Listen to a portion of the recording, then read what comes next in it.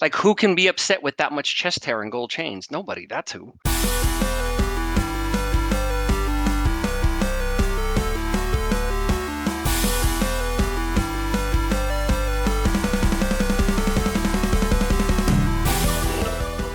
Big stretch.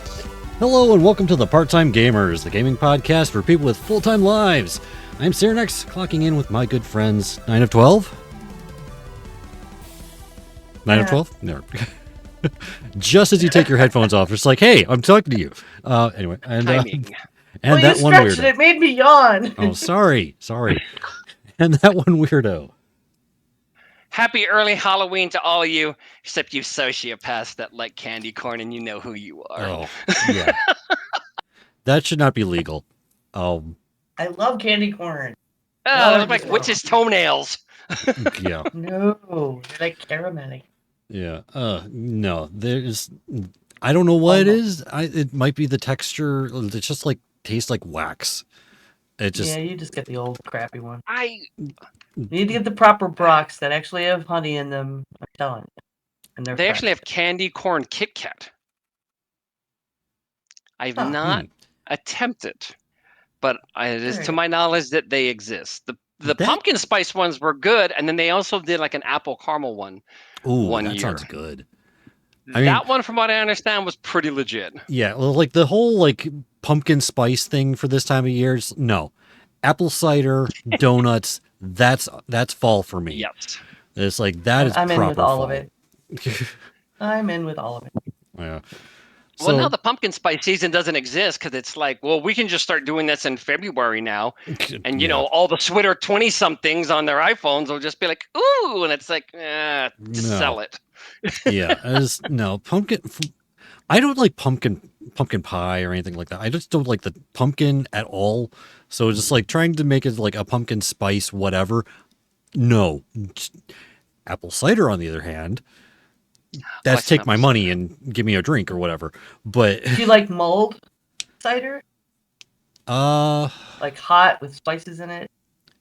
I don't know if I've ever actually had any. It's really good. Yeah, they call it grog when I make it dirty. And you like your sweet, weird alcohols? Oh yeah. Put some spiced rum in some hot cider. I think I've done that before. Yeah, that's pretty good. Oh. Yeah, I'm just saying that to lure you into the fact that those are the same spices they put in the pumpkin spice. Yes, but it's not the spice part I have an issue with. It's the pumpkin part. It's the pumpkin part. a lot of the pumpkin spice stuff doesn't even have actual pumpkin. But it's still that's true. Fine, like ruin my argument. Pumpkin pie spice in your coffee when you brew it, and it's lovely. And you don't have to pumpkin pay out the spice nose. is a name, just like Rosebud and Citizen Kane was just a sled. Spoilers. And scary and posh, and Yeah, 42 is just the number that Douglas Adam came up with, or Adam, sorry. Yeah. And yeah, so we are hurtling ever closer to Halloween, and woohoo! And it's going to be nice. It's going to be fun, and it's also going to be utter terror. Because again, I got my headset charging right now. Even though it was actually still at I haven't actually turned this on in probably a couple months now, and it's still at 74%. Which is surprising. Wow. It holds on to its charge pretty well, apparently. But yeah, I'm just charging it up anyway because I think after we've got to get done recording the show, I'm going to try to actually get it set up, and I've been trying to clean out my VR area over here, test it out, make sure I can actually get stuff connected, and then tomorrow, which is Monday as of recording this show, I'm going to be doing so Mondays. Me and Sonia and Jess have been doing co-op games of various kinds, and throughout October we've been playing Phasmophobia, and I kind of last minute, and also just test everything out, decided we're going to be doing that. I'm going to be playing VR for Phasmophobia tomorrow. Just to make sure. I'll send you some Depends. Yeah. Well, it's going to be so fun. It will be. I mean, the first time I played Phasmophobia, and actually the the only time I played Phasmophobia in VR was last summer, or not last summer, last Halloween, and I do have a couple of clips of it. Like one of them in particular that I keep sharing with people because it's hilarious and terrifying to me is there's one of the devices you can use is called a dots projector, which if a ghost is present in the area, every so often you'll see the ghostly form in like almost like outlined in this green light come through the dots projector. Well, I was standing in the middle of the dot projector, and all of a sudden, this like ghostly figure comes out of nowhere and just basically goes through me in VR. And it didn't attack, it didn't make a noise or anything like Have that. any It was just haptics, there. or- What's that? You need haptics for that. Oh man, that would be Except then you actually die. yeah. That's where It's you need like like that VR suit, like Ready Player One, like it oh, passes through you, and then you're like, oh. yeah.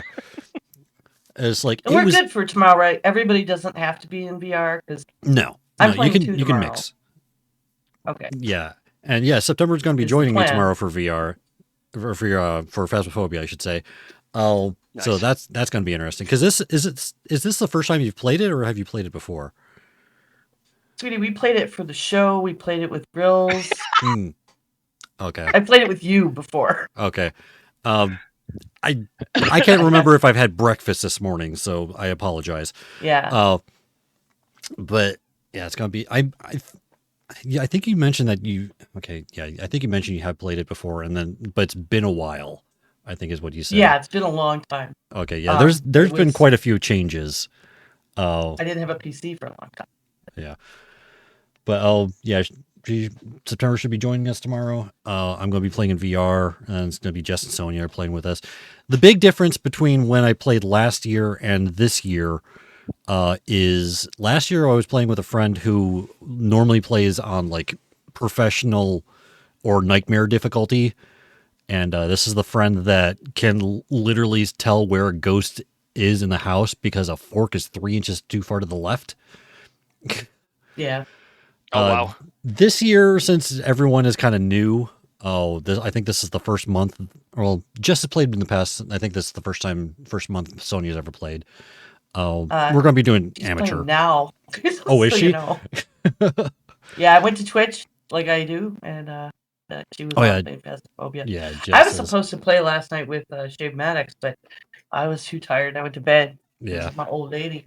So I didn't get to practice, so I'm sorry. I will definitely be terrible. it's fine. I mean, we're going to be playing an amateur still, so it's pretty forgiving. Okay.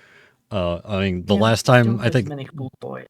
yeah, I think the last time we played, I was the only one who died because I went back into the house to try to steal their shoes and got locked in. Literally, that was the only reason. I just wanted to steal their shoes before we left. And it found me and killed me. But that was just me being an idiot, which happens frequently. But so we should be good on amateur. So I'm slightly less afraid of it because of that, but still VR Phasmophobia is just it can get intense. Yeah. Well, I'm in Rocky Horror Picture Show. I might have to look up my phone. Yeah. And in between throwing rice and toast at a movie screen, I'll just be like, yep, they got him. Yep. Oh, and I'm going to try to set up a couple things. So like have my camera up kind of above me so you can see down. I'm going to try to get stuff set up for all of this. I got to make sure all my sound is right and everything too. But yeah, Phasmophobia tomorrow and then Devour on Friday, which as bad as Phasmophobia can be, I think Devour is going to be even worse in VR. I might send you some of my meds, like by the time you hit Friday night.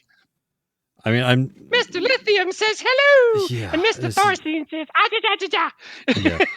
Thankfully, so I have. I think I have one more spot open for Devour. It's going to be. I have my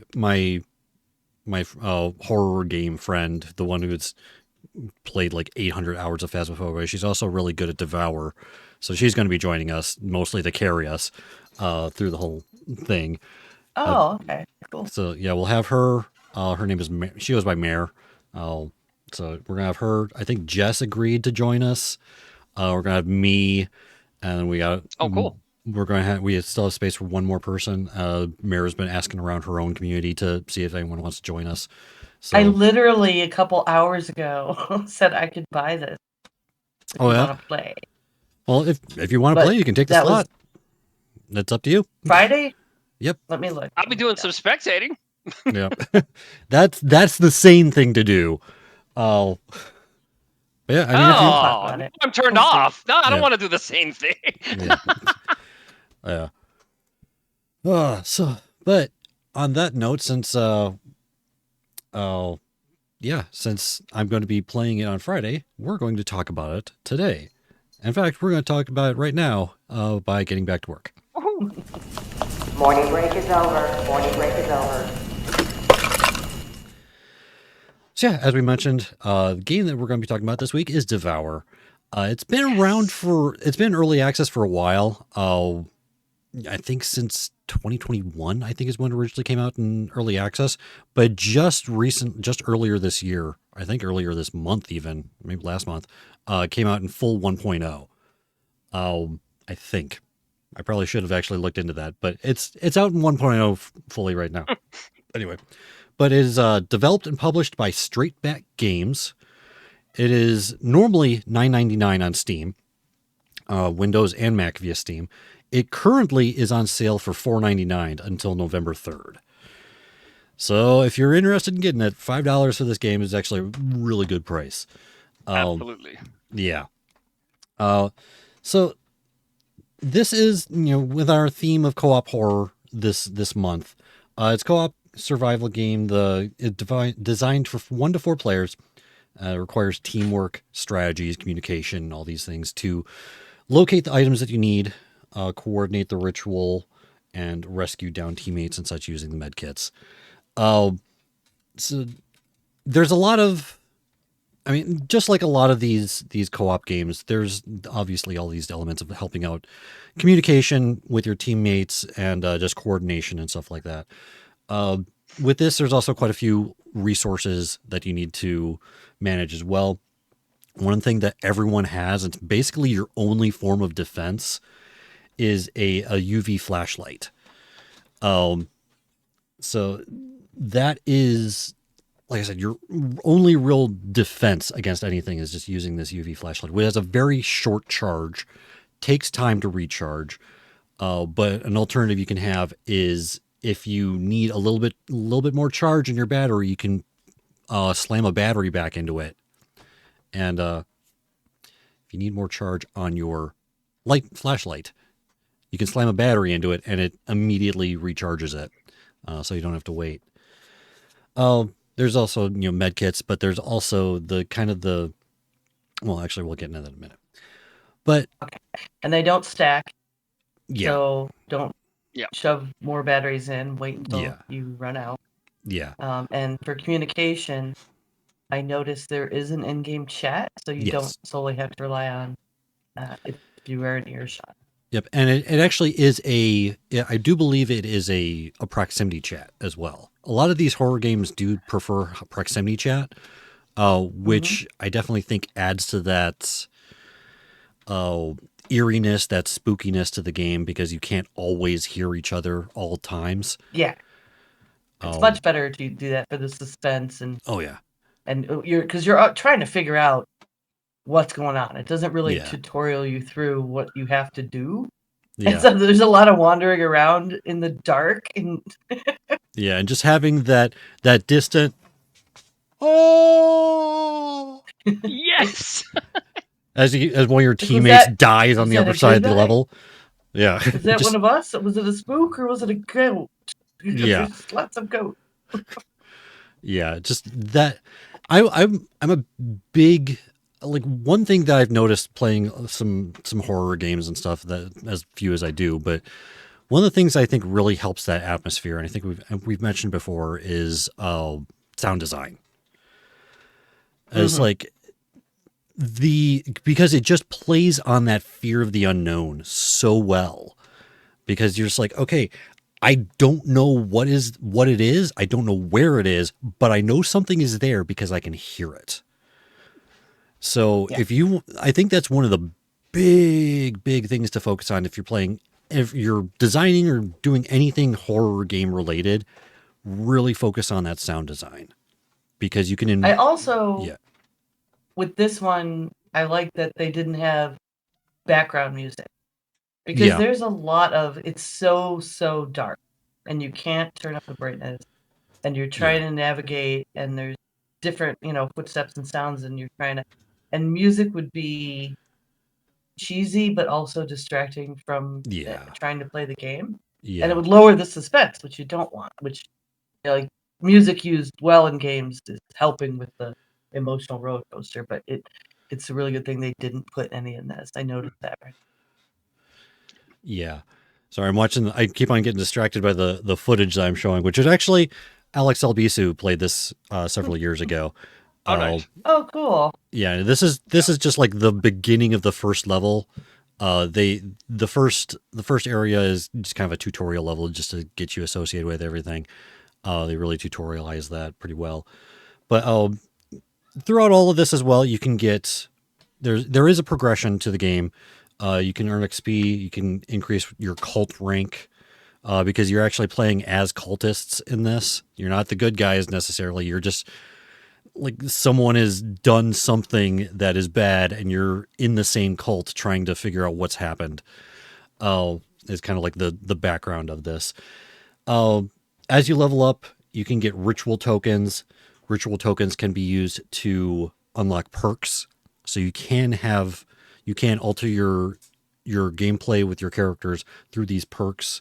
Their passive upgrades provide bonuses like faster movement speed, quicker revives, or improved UV charge regeneration. So with that, you can really kind of focus on, it's like, okay, I'm going to pick the ones that are like, if someone is injured, I move faster, or, I'm going to have, like, you can use the med kit faster or something like that. So you can be like, I'm going to be the medic character. I'm going to go around and try to help people. I don't have a list of the actual perks, but I do remember some of them. And yeah, they can get a little bit more granular like that. So especially because you don't really have an inventory. Apparently your robe doesn't have any pockets. No. So, like, you can only be, if you're carrying a med kit, you can't be carrying anything else. Yeah. Yeah, you can. Your characters can only carry one thing at a time. Know where they all are. Yeah, or assign someone that duty. Yeah. So, and yes, Theo, I said duty. Oh yeah, I snickered. Yeah. Oh, it wasn't loud, but I had a little. And that's a shame. Like, they have these robes, and it's like no pockets. Like, of all the things they could have, UV flashlight, and like, oh, we got all this cool stuff, and it's like they have hoods. Just granted, you can't put a big stack of hay that you need to lure goats. Yeah, there's that. Yeah. Yeah. But yeah, that starts getting into like what is the actual objective of the game. And basically, like, the actual objective is to ultimately it's to destroy 10 totems, 10 items or whatnot that are relevant to whatever the boss is that you're facing in that map. So, like, the footage I'm showing right now is from the farmhouse, and it's actually like the leader of the cult is Anna, and it says the boss is Anna, the cult leader possessed by the goat demon Azazel. Players must find and capture 10 goats, lure them with hay to the sacrificial altar, and then use a fuel item like gasoline to sacrifice the goat. So you gotta find the goats. That's how it is in all the ancient tomes. You throw gas on it when you're ready. Yeah, of course. Like, of course. They apparently don't care about what the fuel is, just as long as it's on fire. But so yeah, you gotta find the goats. You can't just grab them and they'll run away from you, but you have to lay hay down. So you need to take the hay, lay it down, goat comes to eat it, then you can pick up the goat, take the goat to the altar, and then burn it that way. So, and you have to do this 10 times before everyone gets killed. Which, it's not as easy as it may seem, because one of the things that's also relevant is the more rituals or the more totems that you destroy, the more difficult the boss gets, and the more little sub-minions that the boss summons. So, like, one of the things you can do against the boss is you can use the UV light to stun it. And they're showing the boss right there in the video running away with one of the cultists. I mean, she just grabs him by the throat and just drags him off into the house, and it's terrifying because when she grabs you, it does a jump scare to whoever it grabs. And you're gonna do this in VR. Yes, unfortunately, I am. Yeah, right in your face. Yeah, it goes to black and white. And I'll get you some that part pens. is Other than really that, it'll scary. be like clean up aisle 3. Yeah. But yeah, so like as you can progress, stunning her becomes much more difficult. You have to use more charges of the UV lights to stun her. Like I said, you have more these little smaller minions that are roaming around that you have to use the lights to kill them too. So it just... Yeah, it's kind of where communication is key, because your battery, like at the beginning, it's real easy. You shine the UV light and they crumble, you turn to ash. But as you go along destroying totems, your flashlight's going to run out before it'll stun for a minute, but can still stumble up and get you because they get stronger and stronger. You kind of need more of you in the same place to like take them out without somebody getting dragged off. Yeah. And like another good tactic for this is because you don't have to burn the totems immediately. Oh, you can stockpile them. But one thing, at least I know that they do for the farmhouse. I don't think they do it for all of them. In the farmhouse, they have the goats in cages, and you only have access to half the goats at first. And then you have to find a key to unlock the other half. So there is that. Yeah, they're like locked in different rooms in the house. Yeah. So there is that kind of pacing where it almost forces you to go through the first set of goats before you can get the key to the second set. So you do have that you have to worry about that escalation. Yeah. But yeah, that's the farmhouse. One thing I really appreciate is in these games, even though they all basically have the same kind of ritual objective where you're destroying those 10 totems, some of the maps do them in different ways. In fact, most of the maps do them in different ways. So like with the farmhouse, it's just lay down the hay, get the goat over there, burn the goat. That's it. I believe the asylum is pretty similar as well, except instead of goats, it's rats. Instead of the hay, it's like just kind of like a mash of food or something like that, plate of food. Oh, what an adorable upgrade. Yeah. And instead of fire, you have to get fuses, and you literally electrocute the rats. But such a fun game, so cheery. Well, okay. If you think that's cheerful, the other example I have in our show notes, one of the other thing that's kind of interesting is the fact that the bosses are actually characters you can play, but whatever boss you're playing against, that character is unavailable for you to choose. So I do think it's kind of interesting they have that little detail as well. So like, if you're playing the farmhouse, no one can play as Anna because she's the boss. In the inn, which it's another one of the levels, it's Zara, who is a possessed cultist who is transformed into a giant spider demon.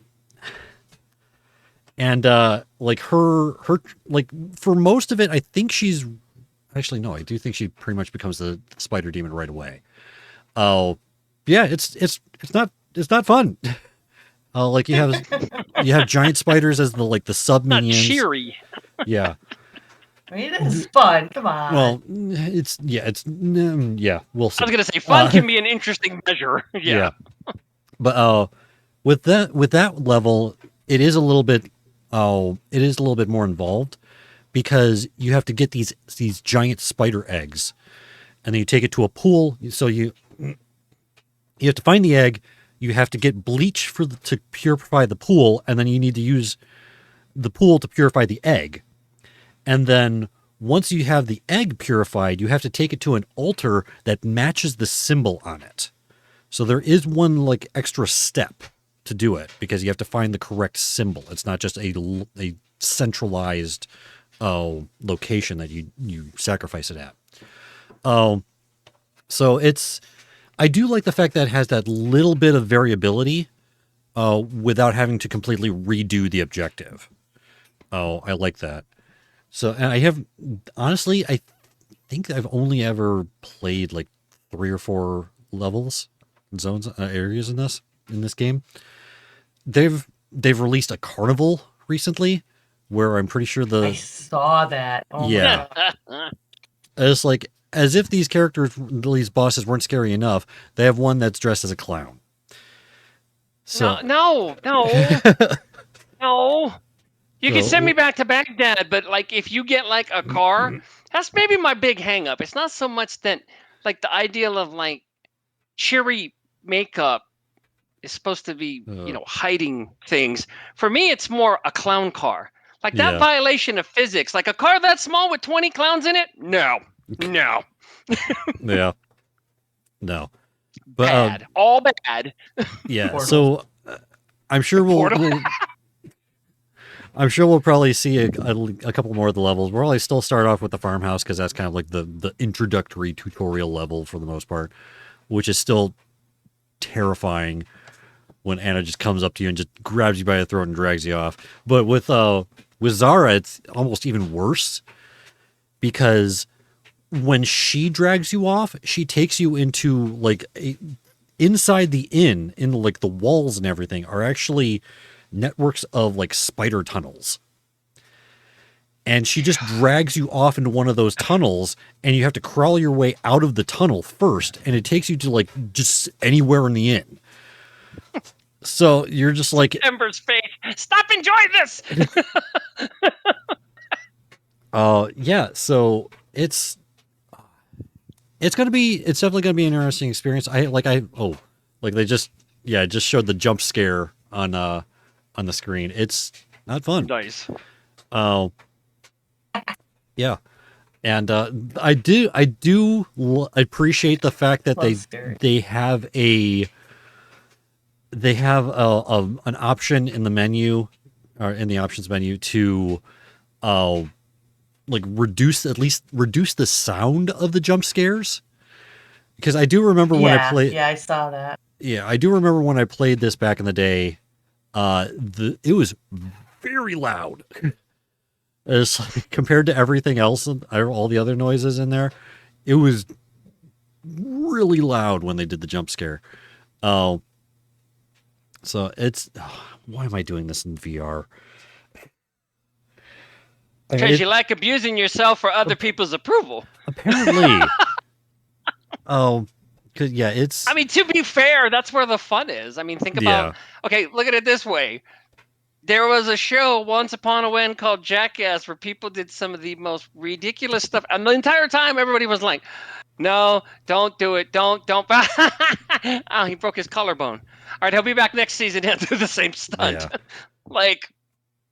Yeah. The people, and I do that even with horror movies, like certain ones. Like I know darn well it's like, no, go with a grown up or a whistle, and yeah, I do that to myself. Like High Tension or Weapons, like those 2 movies put me so on edge, and it's like, hey, how come I don't have fingernails anymore? It's like, well, because you bit them all off. Yeah. Yeah, Weapons is on my list. Oh, that movie's so good it has to be fattening. Oh. Good. Yeah, I watched The Substance yesterday and watched Drag Me to Hell today. Yes. The Substance. For the movie, you don't need MDMA for. Yeah, I can't believe I hadn't seen Drag Me to Hell. Love it. Yeah. It seems like you could tolerate that kind of thing. Like, because Raimi doesn't take himself too seriously, right? Like, no. You can laugh at the ridiculous. Like, all the bad guys, all the demons are large Marge and shit, you know? Well, that's what he did. He was on a podcast. I know we're derailing a little, but real quick, he said that what worked for him, what he realized, because he didn't like horror movies growing up. He really doesn't watch them. But he enjoyed comedies, and what he learned is that setup, timing, and payoff work in comedy much in the way they work in horror. So it was kind of a trade-off in genres, but and what's crazy is he does some ridiculous camera angles. He does some stuff that is off the wall. He does uncomfortable stuff you have no choice but to laugh at. But it is literally from comedy roots. It's just he traded off the genre and he figured out a way to go, well, instead of this for a gag, I can do this for a scare, and then kind of reverse engineer it and go, okay, how do I set that up? So yeah. Well, we all know what one of the key elements to comedy is. So, yeah. So that's basically the game. I mean, again, I'm going to be playing this on Friday in VR. By the way, timing. Yeah. Anyways, sorry, went a while for that joke, but anyway, that was good. But yeah, I'm as much as this terrifies me to play in VR, it is going to be interesting to do it, especially because this was one of the kind of contingencies of me playing in VR is if I got Mare to play with me, and she agreed to it, so I was like, oh, dang it. Because she set yourself up. Yeah, I mean it's her, and if she's able to get someone. Oh, actually, no, we're gonna potentially have you there. Maybe. We'll see. I mean, we'll see. But what she can get somebody. Go ahead. Well, you got priority on this. So if you want to play, we'll have you in there. But I'll be watching probably while Rocky Horror Picture Show. So I'm stoked. I can't wait to see you all. So fun. Yeah. It's gonna be interesting. Yeah. Well, like I said, I do appreciate the fact that the different maps do play a little bit differently. If anything, because of the boss itself, how the boss moves around, how they function, everything. Because I think one of them, the boss is a gunslinger. So I think they function differently. Yeah, I have no idea how the clown functions. Both in the game or in society. It's a control from hell. All clowns are controlled from hell. That's how they function. Well, so yeah. And you were talking about replayability. Yeah. If you're a completionist, there's plenty for you. Yeah. In Devour, there are unlockable robes for each character. Yep. You have to go around and collect roses, and you get one with roses all over it. But there's apparently a bunch of other ones and a whole lot of hundreds of achievements. Yeah, there's a lot to collect as well. There's not just robes, but there's probably dozens of different outfits per character. I might be exaggerating a little bit. I don't know, but I know there's a lot of skins you can get for your characters, ranging from robes to you can dress one up as a baseball player. I'm pretty sure you can dress one up as a chef. You can really throw off the vibe of the whole game by doing that, but you can do it. Pretty random. Yeah. You'll have all of a sudden it's like, well, let's fight. Yeah, let's fight demons. One guy dressed as Emerald Lagasse and one guy dressed as the baseball gangster or gang person from the Warriors. Like, that fits. Yeah. But apparently the outfits you can purchase. Okay. But there are a bunch of robes you can unlock by, Do they have pockets? Doing 100 rituals, right? Give me pockets. It'd be worth going through all that if I could just carry more than one damn thing. Excuse me, if we're dealing with the apocalypse, do you have any pockets that come with the robes? Do you have any pocket robes? You got clowns. So there's what? Manor, slaughterhouse, town, inn, asylum. There's 6 different maps. Something like that. It's been a while since I played myself.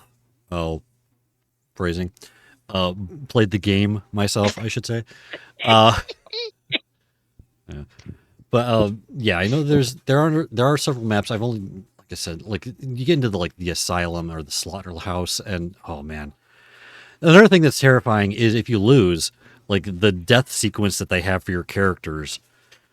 The slaughterhouse especially is particularly gruesome because in the slaughterhouse you're trying to gather pigs and putting them into a giant meat grinder, and if you lose you're the one that goes in the meat grinder, so that's Yeah, it just makes my soul smile. So much fun. Yeah, sunshine on my shoulder makes me happy. But yeah, so it's definitely, like, again, $5, definitely worth it. Even at full price, $10, still definitely worth it. Oh, especially if you're into the co-op horror games. Oh, it's definitely a good option. It's right up there with Phasmo and some of the And other games that we $5 talked is a about. damn good deal for this. It is a good time, and if you're a fan of, especially, two that push my buttons is Resident Evil and Silent Hill, and that's no secret. And it's not a carbon copy. It takes elements, yes, but it definitely has its own feels and its own setup and stuff. So I don't, intentionally or unintentionally, it kind of has ode to those two particular games or franchises. But yeah, the clowns thing, they can get rid of that. That's fine. Any other notes that we have? No, it's a good time. Like I said, $5, good deal. Yeah, definitely.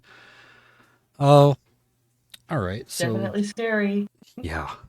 And like I said, I think it's way scarier than Phasmophobia. Apparently, a lot of people were comparing the games. It's because Phasmophobia did drop a little bit before Devour.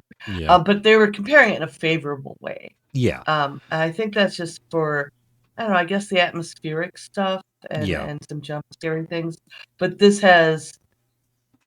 is more complicated to do. Yeah. I mean, it's a whole adventure worth of watch. You're not just running back and forth to the van and trying to solve a puzzle.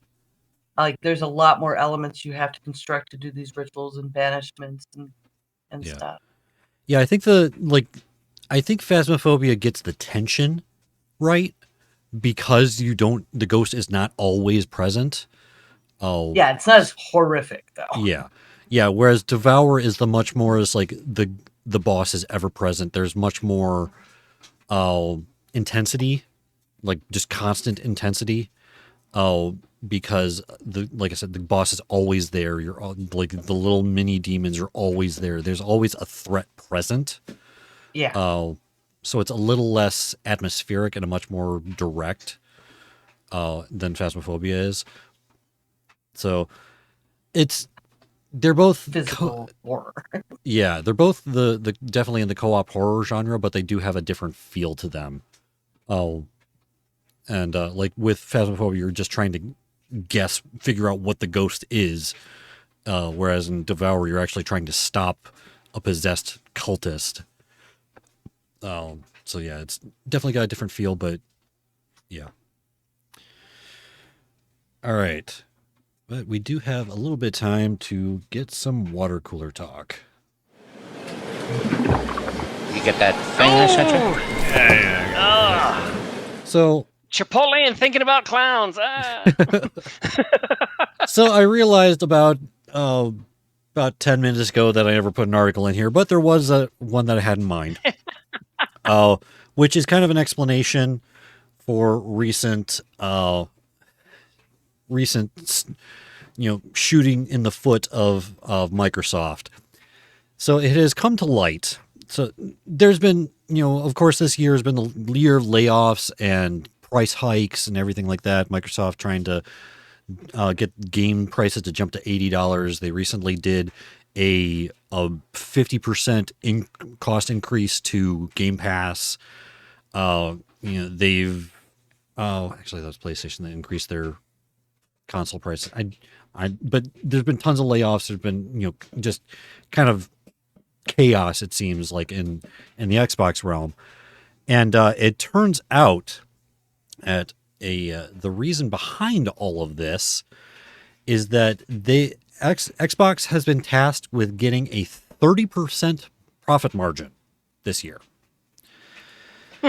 which is in the most delicate way I can possibly put it, fucking insane. Mm-hmm. It's just for a company like Microsoft. Yeah. So like normally, like according to there's a LinkedIn article from IGN in our show notes. September. Thank you for linking it in the chat. That like a little bit down the article, it says Bloomberg said the average profit margin in video game industry is 17 to 22%.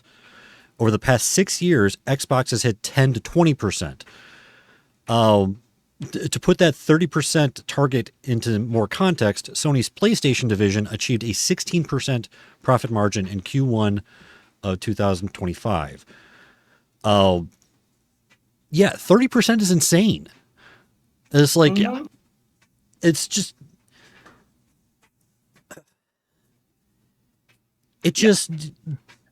and it's such, it seems like self-sabotage, right? Because like they set this goal and then they're laying off people who had been, before these games could come out, like just throwing games out the window.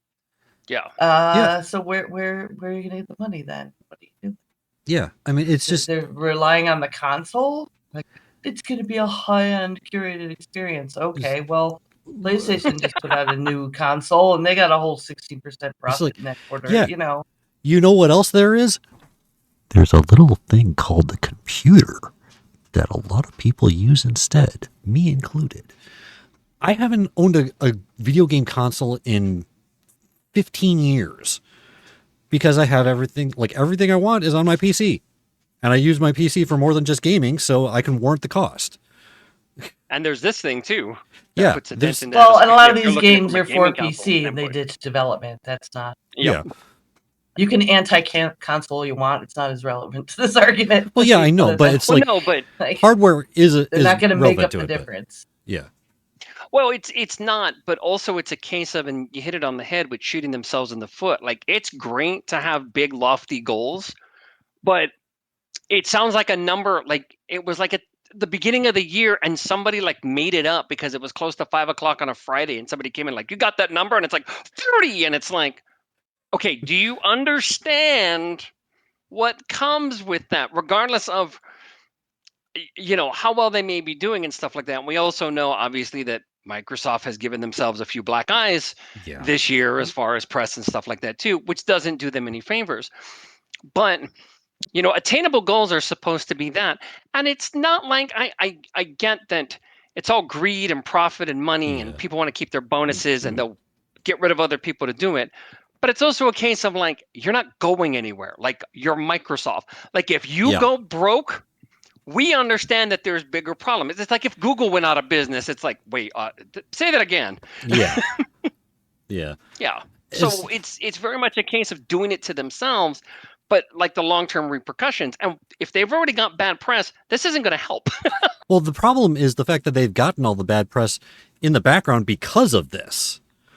Like, this is potentially the cause of all the layoffs, of all the price hikes, of all the stuff that's, It's robbing Peter to pay Paul. Yeah, and it's just in general in our world, I am so freaking tired of greed. Because like it is like this single most impactful thing in our world right now to just ruin everything. And the problem is, no matter what, there's just the reason why is such an issue is because there's no matter what, at least a couple people who are willing to do whatever it takes to get a couple more green pieces of paper in their wallet. Yes. And it just baffles me. Oh, agreed. Well, and what's crazy too about greed is, and I think it goes definitely hand in hand. And I think about Borderlands 4, that chucklehead who, I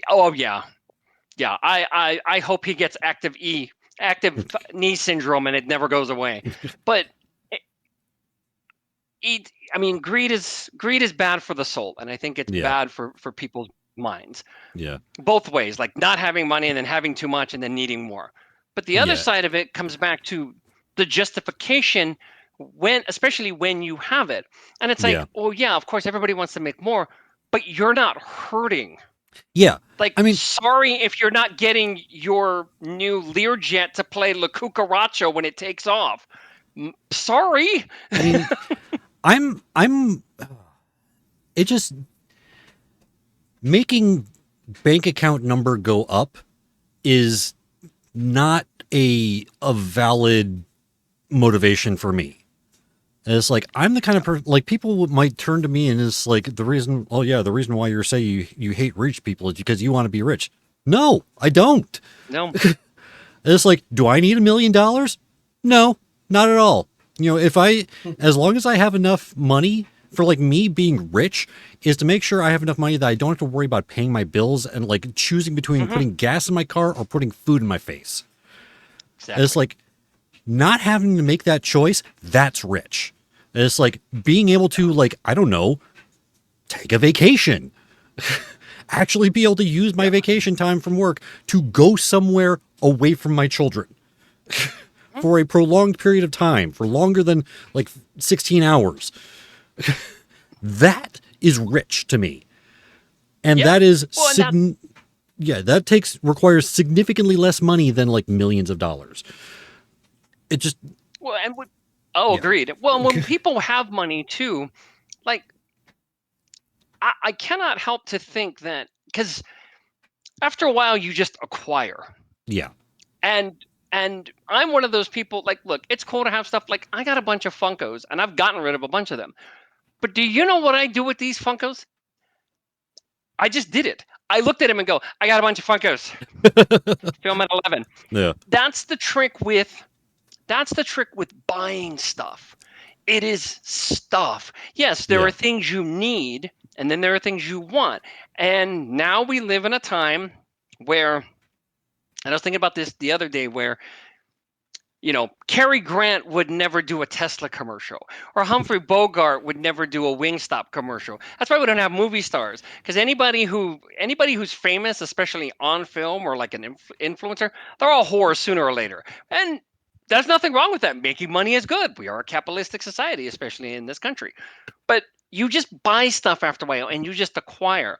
And one, it just sits. Two, you spend it because you've got it. You don't spend it because that's something you really need to progress through your life. And three, the Pharaohs got it wrong. You cannot take it with you because you're still going to be dead. Yeah. It's like the Pharaohs got it wrong. It's like, I'm just the kind of person where, like, the idea of a billionaire is like someone who buys the world's best hammer and puts it on a shelf and never touches it. Yep. It's like, what's the point then? It's like, why? Yep. I've recently heard, and like, or I have a great deal of respect now for Dolly Parton, because she completely has the capability of being a billionaire, and she isn't because she gives so much. Yes. That is what it should be about. She's why we have Buffy the Vampire Slayer. Yeah. It's like, her production company under the radar, and she never put her name on a single episode. And she let everybody who worked for her get their names, get their royalty checks and stuff like that. And in the long term, obviously, she made money, but everybody went, wait, Dolly Parton made Buffy pot? And it's like, yeah. You know, she does so much for so many people. And in her case, it's like, I do it while I can, and I do it while I got it. Because one day I ain't going to have it, and it'll probably be right around the time I'm gone. Yeah. I mean, those kinds of people I respect, but the biggest problem is, like, once you become a billionaire, you're just always a billionaire. Not necessarily because you're making so much money that you can't give it out fast enough or anything. It's because they don't try. Because they don't do it. That becomes their identity. And if they lose that, they don't become nothing. I mean, it's like, and the thing, and most of these people, like, as far as I can tell, I mean, I don't know them personally, but a lot of them, like, if they weren't billionaires, you'd be like, especially in the case of a certain person, I'm not going to say their name, Elon Musk, you know, he came from money. He used to play that role where he didn't, but he came from money, so he's never known anything other than. Yeah. And everything he's connected to, he never started. He was able to acquire and slap his name on and be kind of the rock star about it and go, hey, look at me. But if you look at him, when you really peel away the layers and you look at him and you go, you look like a weird mannequin from Temu. Like, oh, get away from me. And he seems so uninteresting. SNL had the gall, no, I'll use the term stupidity, to have him host. They had Steven Seagal once host, and he was about as funny as a root canal. Elon Musk was about as funny as a root canal with no anesthesia, with the patient looking up at the ceiling while paint dries.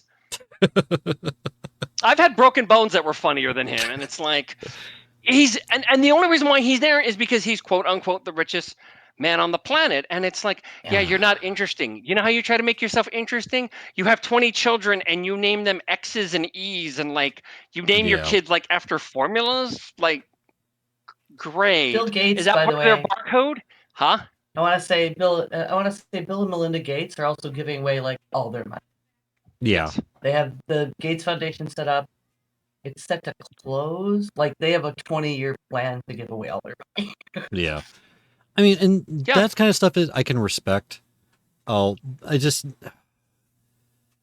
also like, I mean, like, it's also to the point where it's like, if you're a billionaire, it's like you lose my respect if you're a billionaire, because you more than likely had to exploit a large number of people to get that. Yes. It's like you had to break normal rules for normal people in order to do that. And the way I see it, if you have your name on a building, you basically, excuse my French, you shit on 10,000 people to get that one name. Yeah. That's usually the method, where it's like, yeah, you didn't. Yeah, you worked for this, as in you had everybody else work for it, and then you got to slap your name on it and go, ooh, look at me, because that's all over Utah. Yeah. Like half the families here, they're like. Sometimes they donated like millions of dollars to build a building in a hospital, so that they can do more at the hospital. Like, but that's naming how you is get your also name on a building too. True, but naming is also a matter of. You could also do it anonymous, merchandising and tagging your name, because it's not necessarily about doing good things. People put their names on stuff left and right, where they are like, oh well, yeah, this looks good, or this looks, great. Like when they donate like land, and it's like it's a way of moving land around, just so they can keep it off their portfolio, so they don't have to pay taxes. Sort of. I'm just not willing. I'm not willing to tell people that nobody with their name on a building is good. Well, they're not all horrible. One of my local fire stations is named after a long time, like decades-long activist I know. When he passed, he wasn't even rich, and they named it the Woody Woodard Fire Hall. But that was commemoration. Fire station. Exactly. There's a huge difference between commemoration. Yeah. Well, no, but commemoration and just buying advertising by name. Yeah. All right. Like the Huntsman family, they literally have a town called Huntsville here. But, anyways, to bring it back to what the article was about. Yeah, this basically, like, yeah, all of the Microsoft just crap that's been going on with Xbox has been because of this just insane profit margin that they're expected to make from someone outside of Xbox. This is in Microsoft, like overarching Microsoft. Their CFO said, "Hey, we need you to make more money for us," and then it's like, you keep doing that, you're not going to make any money. People have a lot of weird things to say about it, like, oh, because Game Pass, and then you're giving the games away for free, so of course you can't make any money. No. Subscription models can work. Well, yeah, because if you stop getting games from it, we'll cancel our subscription. I don't think that's where they shot themselves in the foot here for making money. No, and that's the thing is, I mean, it's kind of, even in a subscription model, it is slightly skeezy, because it really focuses on the people who forget they have it and who continue paying for it without getting a benefit from it. Like, honestly, that I'm one of those people, because like the last game that I've had on Game Pass that I've really played any significant amount has been Expedition 33. Oh, and I got it when I downloaded it when it came out on Xbox on Game Pass. I've played it, and it's been a couple of months now, and I've already spent more in the subscription model than I would if I just bought the game straight up. And that's the thing is that's what that model relies on, because there are going to be people who use it more frequently, where it's like, okay, they're going to be playing 28 games in a month, definitely getting their use out of that subscription. But for everyone that does that, there's going to be someone who doesn't play anything new, at least for months, to the point where the subscription is going to be costing more than the game. Oh, that being said, I'd still. But it's great for marketing, like, because you might not have bought a game at all because you couldn't try it first. Yeah. Yeah. Oh, like there's actually a couple of games that I've looked at that are on Game Pass that it's like, yeah, normally this would cost like $30 to get. It looks like you're kind of on the fence about it. So having access to it on Game Pass is great, because it's like, it doesn't cost you anything extra to try it out. It's like, if you don't like it, whatever, it doesn't really matter that much. I kind of see it almost like Game Pass is almost like the replacement for video game rentals stores, is the way I see it. Yeah, I can, yeah. Which, that's the era that I grew up in. So I know there's an argument to be made that specifically for digital content in general, that you're never really buying it, you're just kind of renting it. Oh. Yeah, and it was a solution to get past that too. Yeah. I mean, I know that's one reason why there's people who don't get Game Pass, because Game Pass, they can just choose to stop having a game on there whenever they want. But at the same time, it's like, okay, I know my own personality as well. Most games that I play, there are very few games that I have that I've played more than 100 hours in. So, I mean, even Expedition 33, even though I'm considering doing another replay of it, but so if I lose access to a game, most of the time, I'm not going to care, because it's like, okay, I got my time, I got my cost out of it and everything. I would have traded it in by now anyway. Yeah, pretty much. So but that's also because of my neurospicy brain. I get hyper focused on something, and it's like the only thing I want to do for like a month and a half, and all of a sudden it's like, okay, I'm good. I don't have to ever see this again.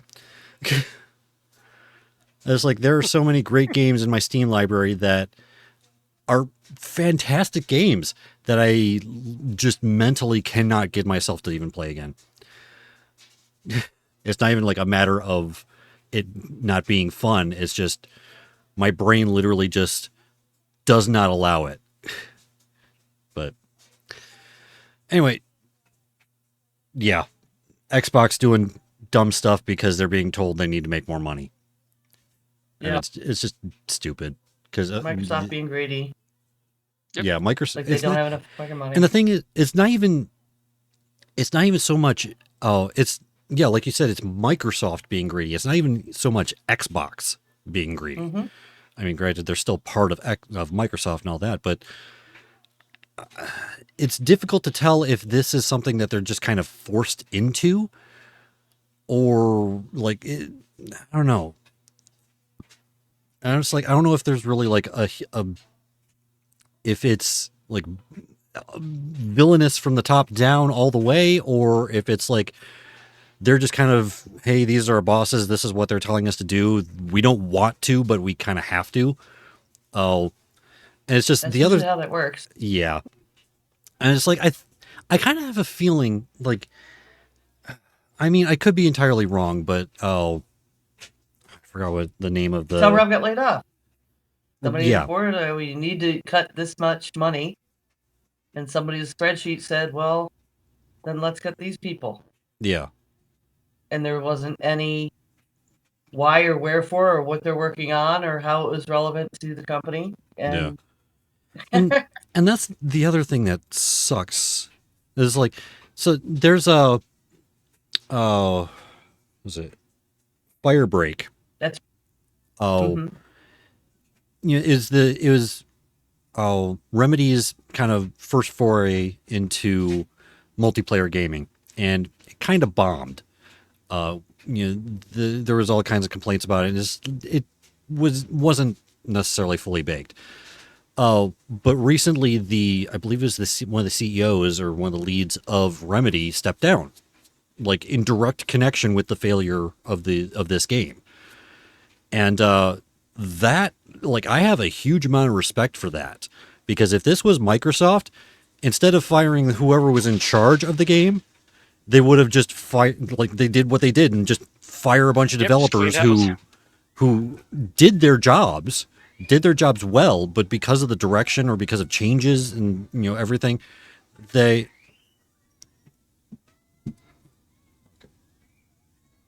Sorry, there's something going on upstairs. Oh, 1 second. Yeah. All right, I'm sorry. We gotta wrap this up. Put it in the show notes so we have it. Okay, no, let's wrap it up. It's all good. We had a fish tank break upstairs. Oh shoot! So, yeah. Okay. Anyways, yeah, Microsoft being dumb. Everyone, we still have to figure out a game and theme next month so we'll have to figure that out during this week. But everyone, we'll work on it. Okay. Yep. Everyone, thank you for listening. If you like what you've heard and would like to help us out, a few ways you can do that are by giving us a review over on Apple Podcasts. You can follow my YouTube channel for our live recordings, Sunday nights starting at 9:15 Eastern Time, or you can leave us a tip over on our Ko-fi. If you'd like to contact us, you can with our email, parttimegamers.cast@gmail.com, or you can join our Discord channel. You can find links to the show and everything around it using the link bit.ly/CI Productions. Remember, where can people find you? Easiest thing is go to 9of12.com. That's NINEOF12.com. All right, how about you, Theo? They can find me on Rent It Up on Spotify. All right. Everyone, until next time, we are the Part-Time Gamers clocking out.